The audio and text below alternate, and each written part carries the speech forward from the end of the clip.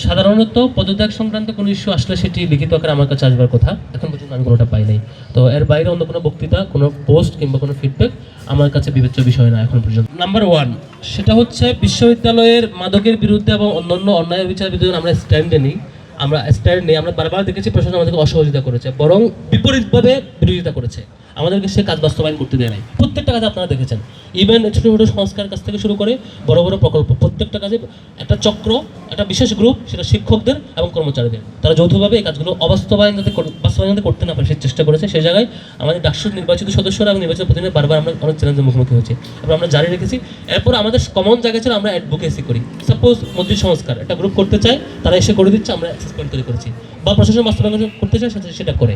এর বাইরে আমরা সরাসরি কোনো কিছু এক্সিকিউট করি না। কেউ করলে তাকে আমরা কোনো সদস্য করতে চাই, তাকে আমরা বলি যে এটা এভাবে না, বরং সংশ্লিষ্ট প্রশাসনই বাস্তবায়ন করবে।